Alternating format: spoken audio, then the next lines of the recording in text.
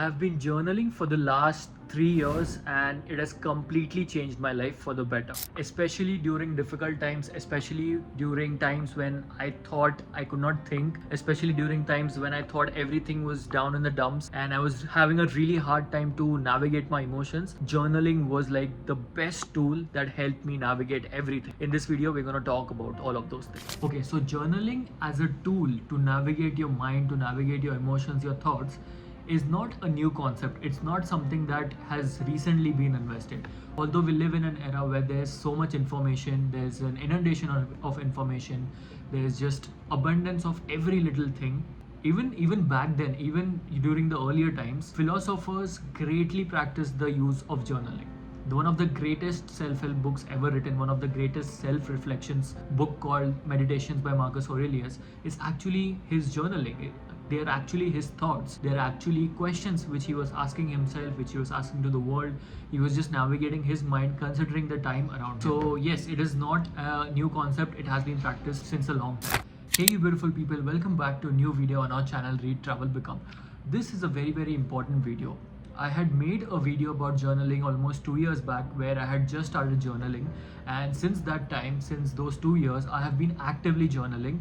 And in this video I'm going to share, if you want to start journaling, how you can start, what is the best approach to journaling, why should you journal, and the most important part that I have realized, how journaling and reading both together are very powerful.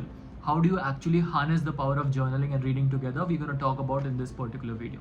So this video is going to be very beneficial. This video is going to be full of value. So make sure you watch the video till the end. You may never know which thought or fact may resonate with you and change the course of your life. So let's get started. Now, before I talk about how you can practice journaling, how I have been practicing journaling, we should talk about what exactly are the actual benefits of journaling. So I'm going to share two basic and two most fundamental benefits of journaling, which I have experienced big time. The first one is navigating your mind, and the second is taking control.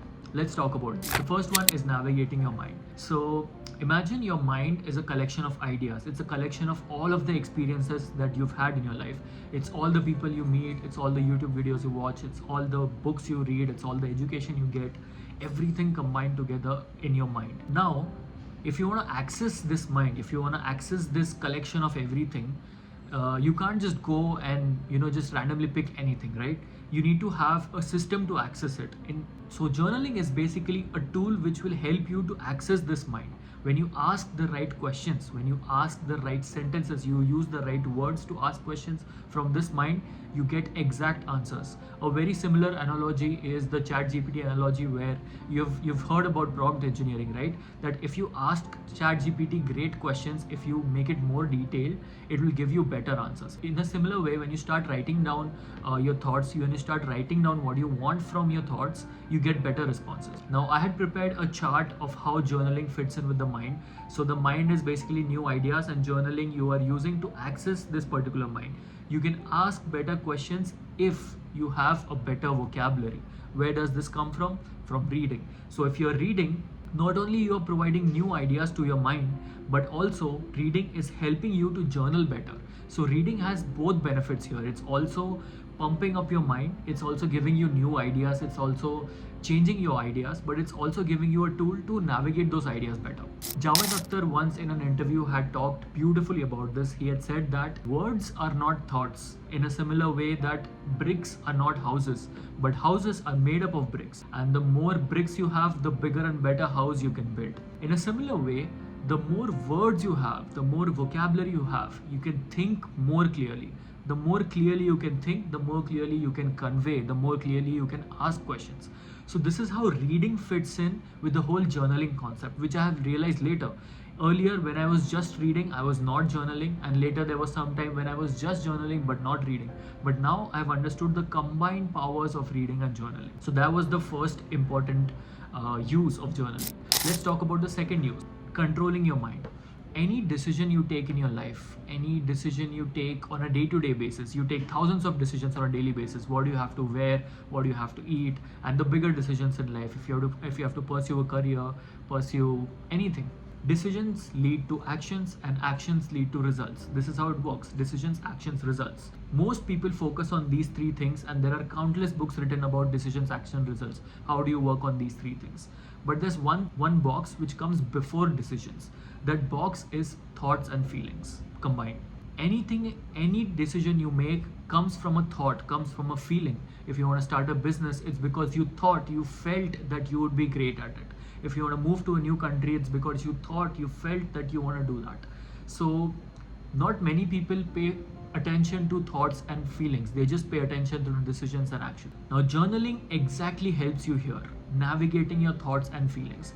When you write down whatever you're feeling, you're actually navigating what you think about it.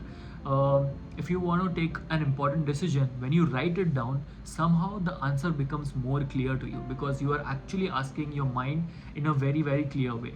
If you just talk to yourself, your mind has a different way of telling a story to you. If you want to actually pursue something and not pursue something, you can tell yourself countless number of stories. If you don't want to go to the gym, you can tell yourself so many stories. Your mind can tell you so many stories that will make you believe that you don't want to go it. But when you write it down, somehow everything becomes clear, and the chatterbox in between just randomly goes away.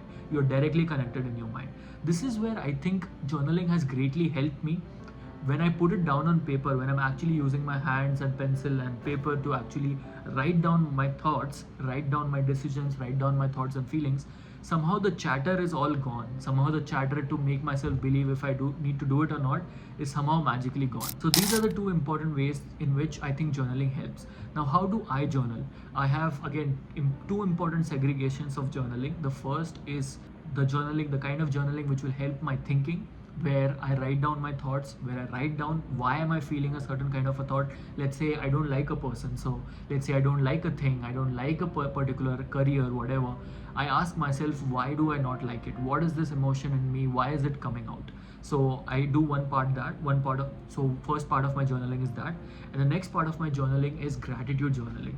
I greatly am practicing gratitude journaling because it's helping me to fundamentally build a sense of gratitude in my life. Right now I'm in the US, and I feel grateful every day that my parents have worked really hard to give me that kind of an education, to make me self-sufficient right now, where I can pursue different kinds of things, where I have the freedom to pursue different things. So I feel grateful waking up every morning, and this has greatly come up because I write these things down.